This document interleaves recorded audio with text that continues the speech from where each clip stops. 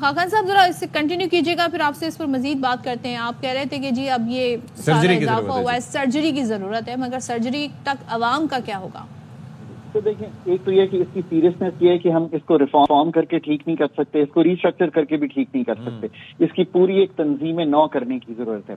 State इस वक्त बिजली बना रही है, स्टेट बिजली जिसे कहते हैं डिस्ट्रीब्यूट करती है, व्हीलिंग भी करती है, कीमत का भी तयन करती है और ये भी तयन करती है कि कौन कितनी बिजली किस वक्त बनाएगा। अब आप मुझे ये बताइए कि इतना बड़ा जो स्टेट का रोल है, हमने उसके बाद हर साल 600 अरब का नुकसान कर रहे हैं हम। तो एक पूरा तंजीम नौ का पहले तो नक्शा तो बनाइए ना, कि वो नक्शा क्या है। ये कहना कि हम बोर्ड्स बना देंगे, मैंने पहली बार आके 2008 में हुकूमत में काम किया तो मैंने कहा कि हमें बोर्ड्स बनाने चाहिए, चीफ एग्जीक्यूटिव लाने चाहिए। आप यकीन कीजिए ये करना बहुत मुश्किल है। अभी भी लाहौर हाई कोर्ट का एक स्टे हो गया है जो इन्होंने बोर्ड बनाए हैं। अच्छा। कहने का मकसद ये है कि ये ओल्ड मॉडल है, now go to a new model. The new model is the following: light touch state का role, light touch regulation. NEPRA OGRA को पहले तो एक रेगुलेटर बनाइए। मैं बार बार कहता हूं 4 सोर्सेज ऑफ एनर्जी हैं पाकिस्तान में: petroleum, gas, water and electricity. ये 4 को एक सोर्स ऑफ एनर्जी समझिए। एक पाकिस्तान एनर्जी रेगुलेटर बनाइए, नंबर 1। पॉलिसी के लिए पूरी तंजीम नौ एनर्जी मिनिस्ट्री बनाइए और ऑपरेशंस को प्राइवेट सेक्टर में दीजिए। अब आप कहेंगे कि मैंने तो बड़ी मुश्किल बातें सामने रखी हैं। सदफ, आप यकीन करें कि इसके अलावा अगर कोई हल होता ना तो कोई भी हुकूमत पिछले 10 साल में कर चुकी होती, पिछले 20 साल में कर चुकी होती।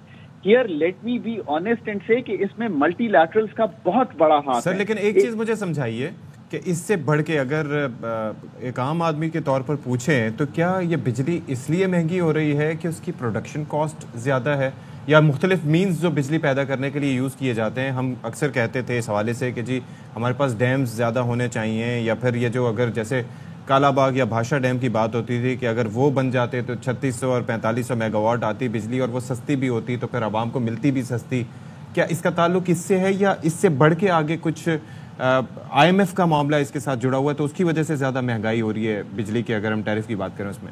अशफाक, लेट्स बी क्लियर, ये सारा मतलब जो हम एक इसमें फंस गए हैं कि IMF कहती है बिजली बढ़ा दें।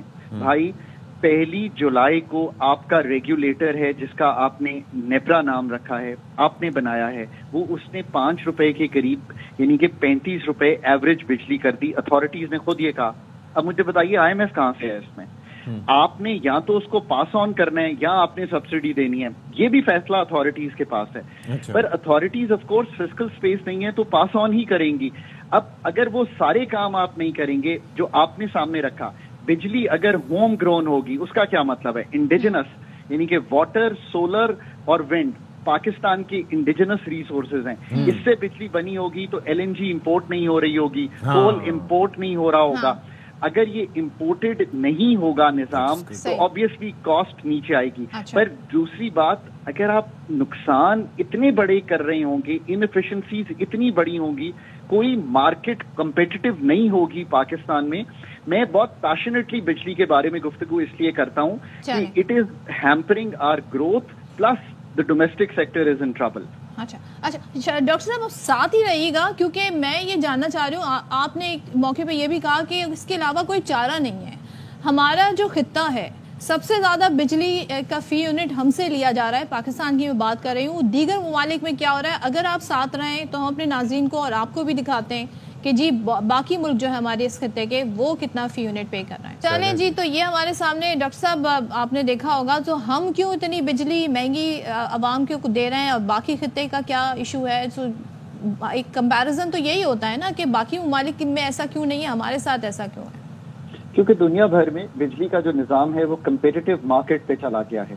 पाकिस्तान आज भी state run DISCO, state run Sui gas company, state run generation companies, एक रेगुलेटर जिसमें हम कभी भी रेगुलेटरी एक्सपर्ट्स जो कि पाकिस्तान में मौजूद ही नहीं है वो ला नहीं सके। And it has simply become a parking place के देयर आर पीपल जो वहां पे जनरलिस्ट हैं और वो आके पार्क हो रहे हैं। अगर आप ये निजाम चलाएंगे और आप अभी भी उसी निजाम पे हैं कि आप समझ नहीं पा रहे कि ये डिस्कोस इंडिपेंडेंट कंपनीज हैं, इनका मतलब ये है कि इनका जो बोर्ड है वो कोई अच्छा प्राइवेट सेक्टर का होना चाहिए, प्राइवेट सेक्टर ओन्ड होना चाहिए, उनके नुकसानात का वो जिम्मेदार होना चाहिए। मैं अगर इस बोर्ड पे चला भी जाऊं हुकूमत की तरफ से तो क्या होता है, मेरा तो एक टका नहीं लगा हुआ, so I don't make the effort of reforming.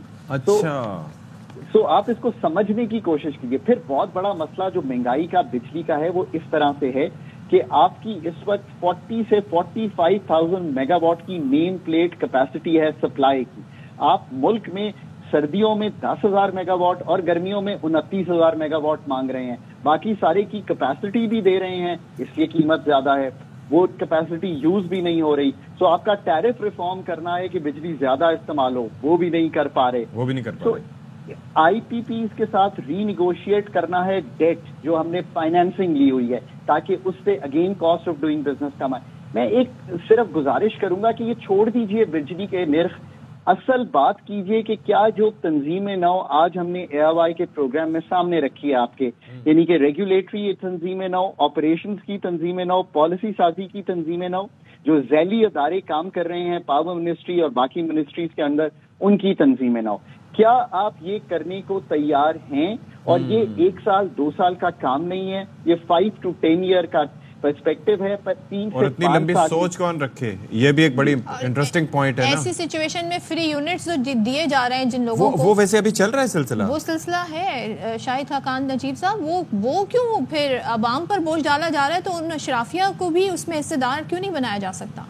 तो दूसरी बात यह है कि इन दी इमीडिएट तो जो प्रोविंशियल गवर्नमेंट्स हैं वो इस तरह मदद कर सकती हैं कि जहां जहां चोरी हो रही है, जहां जहां ज्यादा नुकसानात हैं, तो पुलिस और एडमिनिस्ट्रेटिव एफर्ट करके कुछ मदद करें ताकि रिकवरीज बढ़ें। अभी उसका भी प्लान सोचा गया है, वो कहीं हमने पढ़ा था बल्कि सुना था कि वो कुछ प्लान कर रहे हैं इस तरह से कि वो ज़ाहिर है कि वसूलियाँ करें और उनको कोई परसेंटेज दें। अच्छा, एक चीज़ ये था कि ये जो पेट्रोलियम डीलर्स की जो हड़ताल है, इससे मुतालिक हम थोड़ा आपसे तस्करा करना चाह रहे थे कि पूरे मुल्क में हड़ताल चल रही है और वो ये कह रहे हैं कि हम 10,000 लीटर पे अगर 50,000 का हम वो मजीद टैक्स भरेंगे तो फिर हमारे पास बचेगा क्या?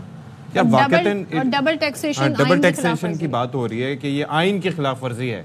ये सैलरीड क्लास ने तो कभी नहीं सोचा, लेकिन चलो वो सोच रहे हैं। तो आपने इसको स्टडी किया होगा, ये मामला है क्या? मतलब ये वाकई उनके साथ जुल्म हो रहा है क्या पेट्रोलियम डीलर्स के साथ? देखिए, जब हम बजट बनाते हैं, क्योंकि मैं इस एक्सरसाइज से पाकिस्तान में इन्वॉल्व रहा हूँ, तो कई एनामलीज आ जाती हैं, यानी कि कई गलतियां हो जाती हैं, बिकॉज इतनी प्रोसेसेस सामने से गुजर रहे होते हैं। अगर ऐसा हुआ है, मैंने बहुत डिटेल में उसको क्लॉज को नहीं पढ़ा, तो हम एक टैक्स एनामलीज कमेटी बनती है, वो भी इस दफा बनी थी। तो ये क्यों नहीं मामला टैक्स एनामलीज कमेटी में तय हुआ? और अगर टैक्स एनामलीज कमेटी में तब नहीं तय हुआ तो अभी एक टैक्स एनामलीज की कमेटी बना दें और उसको तय कर लें। देखिए, पाकिस्तान मुतहम्मिल नहीं हो सकता इस वक्त कि हम स्ट्राइक करके उस मुल्क को चलाएं जिसको हम इस वक्त IMF से पैसे मांगकर चलाने की कोशिश कर रहे हैं। इसको we have to think deeper. I think budget जो इस दफा बना है, मैं अब भी कहता हूं कि इसमें कई चीजें ऐसी हैं जिसकी बेहतरी की गुंजाइश पाकिस्तान के लिए भी, अथॉरिटीज के लिए भी है, बट IMF को भी समझना चाहिए कि इतनी इनडायरेक्ट टैक्सेशन का बोझ डालने से मुल्क आगे बढ़ नहीं सकेगा इन टर्म्स ऑफ ग्रोथ। चलें जी, थैंक यू सो मच।